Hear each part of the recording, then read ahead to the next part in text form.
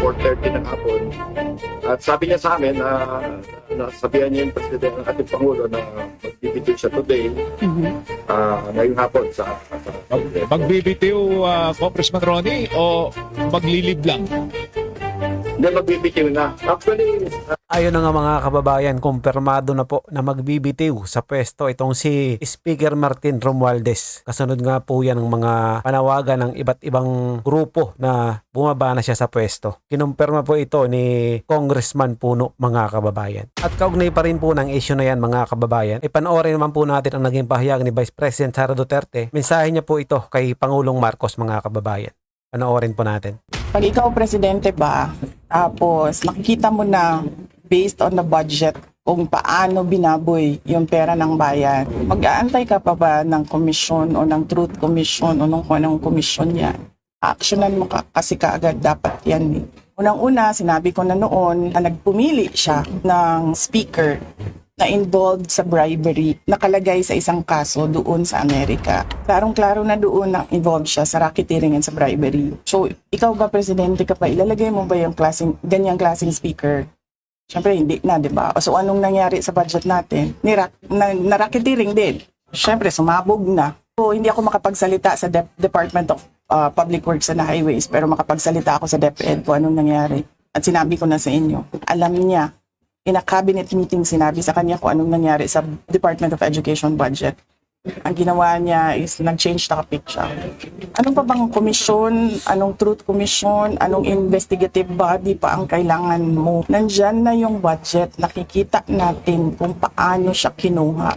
Diba dapat nun, diretso mo na gawin, tanggalin mo na yung speaker mo, sabihan mo na yung mga kaalyado mo, sa House of Representatives, ayusin ninyo yung budget, tapos panagutin mo na yung mag-lifestyle check ka na dyan sa mga congressman at sa mga staff nila. Dami dyan, may bahay sa abroad. Hindi niya alam kung anong gagawin at masyado siyang mabagal gumalaw. Nagmamadali ang Pilipinas. At dumako naman po tayo dito sa naging pahayag ni Congressman Edgar Erice, mga kababayan. Ito po ay kaugnay ng ginagawang pagdinig po dito sa mababang kapulungan patungkol po dito sa budget ng DPWH, mga kababayan. Pero bago yan, kung bago ka pa lang dito sa ating channel, ay mag-subscribe ka na at i-click mo na din ang notification bell para maging updated ka sa mga susunod pa nating video. Paki-like at paki-share mo na din ang video ito sa iba pa nating mga kababayan. Maraming salamat po. Mangyayari po, babawasan natin, aalisin natin yung pondo ng flood control, yung mga matitinong flood control na matagal nang hinintay ng mga kababayan natin, matitinong flood control na matagal nang pinagplanuhan ng Department of Public Works. Ay unfair naman po yun. Yun po matagal na naghihintay. Pero dahil kila Congressman Saldico na inuna yung mga kalokohan, pinabayaan din naman ng Executive Department. 3 years, 2023, 2024, 2025, 1.47 trillion in diversion, in insertion, pinabayaan din ng executive. Tapos ang maghihirap ngayon, yung mga kababayan nating babahain sa susunod na taon. At ang solusyon, itutuloy yung mga nakaraan. Yung mga nakaraan palpak, dun sa aking distrito, lahat palpak. Yung matitinong proyekto, wala. Ngayon, itutuloy yung palpak, pagkatapos, hihinto yung matitino. I do understand where the president is coming, but there must be also some sense of reason in providing funds for these flood control projects. Alam niyo po, dami nagte-text sa akin, Kong Egay, ayusin niyo naman yung baha dito sa aming lugar. Kong Egay, ayusin niyo naman yung problema namin dito hanggang leeg, lampas tao na yung baha. Punong-puno ng basura, burak yung aming mga creeks. Ano po isasagot natin? Sabi natin, ayaw ni Presidente yan, kaya magtiis muna tayo ng 1 taon. Muli, nabahain. Dahil galit na galit si Presidente dun sa mga kalokohan, mga kagaguhan, ng mga nakaraan. Ibig sabihin, the people will suffer from the shenanigans of the previous Congress.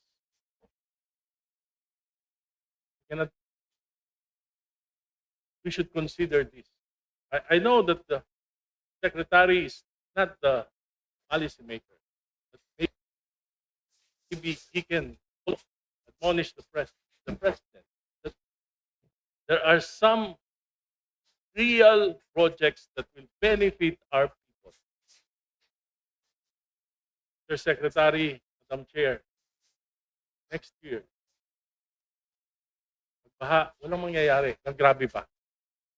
Kung hindi lalo na dito sa Metro Manila. Lumabi ang baha, nahihirapan yung mga tao, anong gagawin natin? Magagalit tayo uli? Iiyak tayo uli?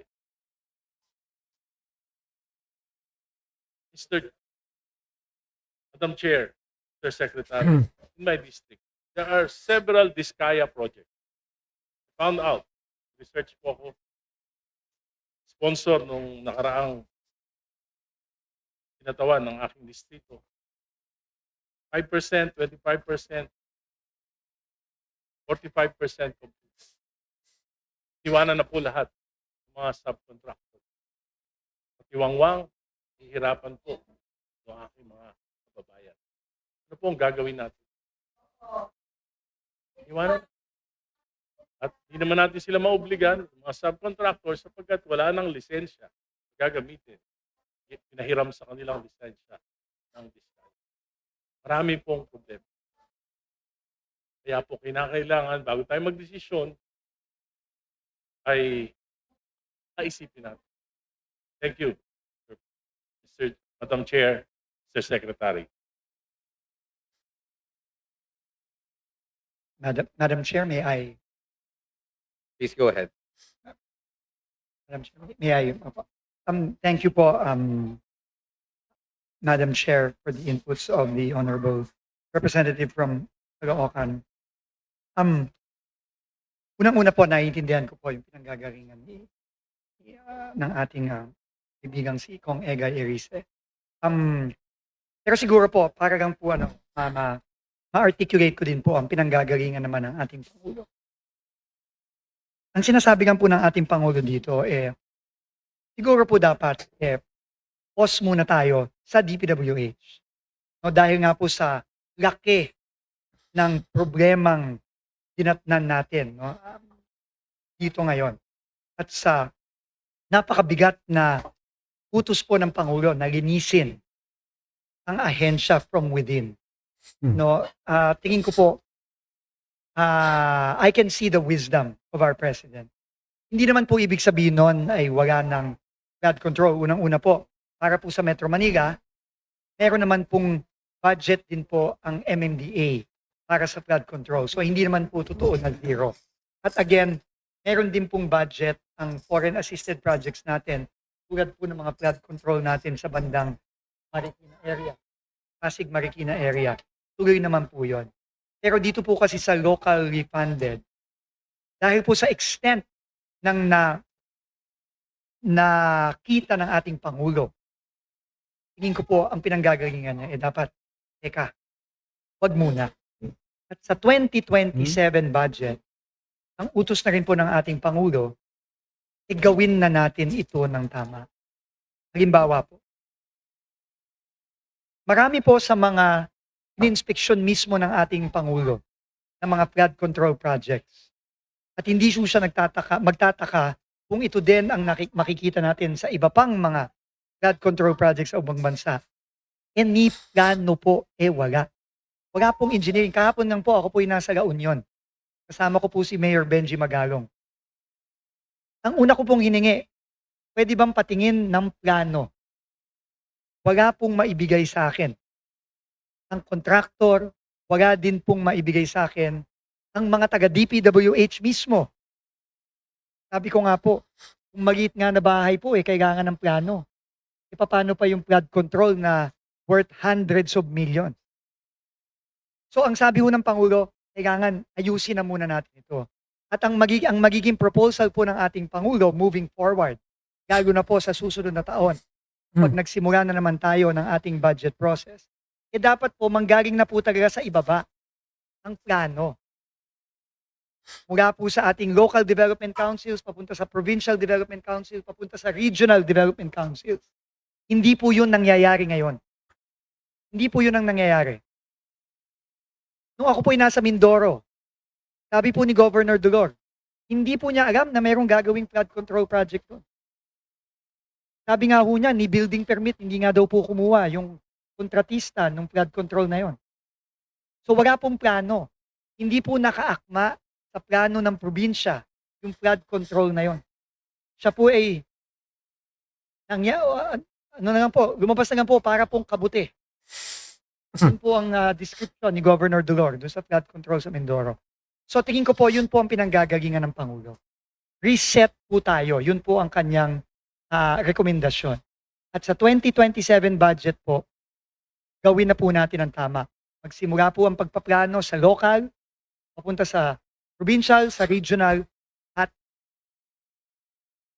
itama po natin yung obviously hindi po tamang sistema na nangyari nitong mga ilang taon na ang lumipas dito, hindi lamang sa flood control, kundi sa iba pang mga proyekto ng DPWH. At yun na nga mga kababayan, hanggang dito na lang po ang ating video. Kung ano man po ang inyong opinion na suggestion sa video ito, ay i-comment nyo lang po sa ibaba. Naway maging kabahagi po tayong lahat tungo sa pagsulong at pag-unlad ng ating pinakamamahal na bansang Pilipinas. Ingat po kayo palagi at maraming salamat.